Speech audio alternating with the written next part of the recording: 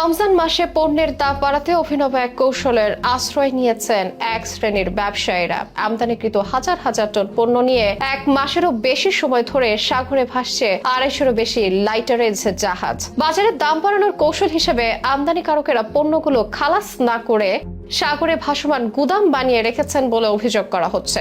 তথ্য অনুযায়ী 269টি লাইটারেজ জাহাজে কয়েক লাখ টন পণ্য গত এক মাস আগে খালাস করা হলেও সেগুলো অভ্যন্তরীণ বাজারে আনা হয়নি।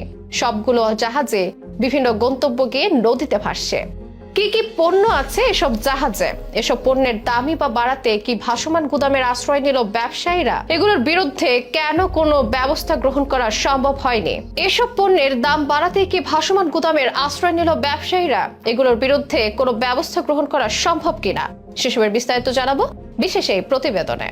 রমজানের বাকি আর অল্প কিছুদিন। এই মাস নিয়ে বাড়তি সচেতনতা থাকে সবার মাঝে। সেহরি ও ইফতারের খাবার নিয়েও থাকে নানা ধরনের পরিকল্পনা। অথচ প্রতিবারই রমজান এলে বাজারে এক অস্থির অবস্থা সৃষ্টি হয়। যদিও এবারের রমজান মাসে জিনিসপত্রের দাম স্থিতিশীল থাকবে বলে জানিয়েছেন অন্তর্বর্তী সরকারের প্রধান উপদেষ্টার প্রেস সচিব মোহাম্মদ শফিকুল আলম। সরকারের তরফ থেকে আরো অনেকের কণ্ঠে শোনা যাচ্ছে এমন বাণী। তবে এক শ্রেণীর ব্যবসায়ীরা যেন ভিন্ন পথেই হেঁটেছেন। অভিযোগ আছে রমজানে পণ্যের দাম বাড়াতে বিশেষ কিছু পণ্য ভাসমান গুদামে আটকে রাখার পথে হেঁটেছেন তারা। বাজারে দাম বাড়ানোর কৌশল হিসেবে আমদানিকারকেরা নাকি বন্দরে পণ্য খালাস না করে সাগরে ভাসমান গুদামে রাখছেন, এমন অভিযোগ উঠে এসেছে। আর এ কারণে পণ্য আমদানি বেশি হলেও রমজানের দাম বাড়ার শঙ্কা থেকেই যাচ্ছে। রমজানে ভোজ্য তেল, চিনি, পেঁয়াজ, আলু, ডাল, ছোলা, খেজুর সহ বেশ কিছু পণ্যের চাহিদা বেড়ে যায়। আর এ ধরনের পণ্য নিয়ে ব্যবসায়ীরা কোনো কৌশল খাটান কিনা সে সন্দেহে অনেকের মনে। আর সন্দেহের যে কারণ আছে সেটাই বোঝা যাচ্ছে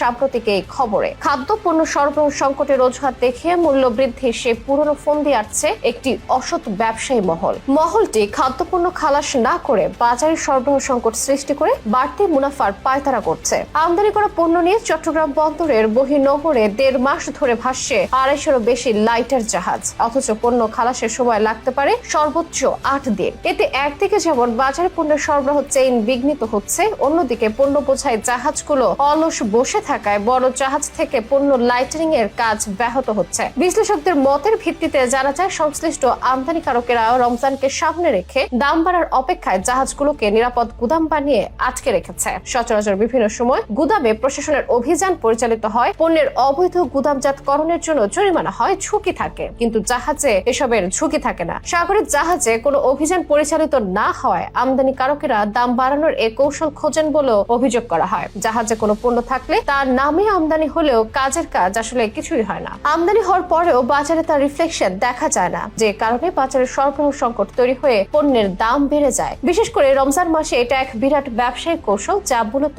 অসাধু উপায়ে ভোগান্তিতে ফেলে গোটা দেশবাসীকে। বড় জাহাজ থেকে লাইটারিং এর পর ব্যবসায়ীরা যাতে লাইটার জাহাজে পণ্য মজুত রেখে বাজারে সরবরাহ সংকট তৈরি করতে না পারে তা মনিটরিং এর সরকারকে কঠোর হতে হবে বলে মত সবার। বাজারে আমদানিকৃত খাদ্যপণ্যের সংকট সৃষ্টির কোনো পায়তারা যেন কিছুতেই সফল না হয়।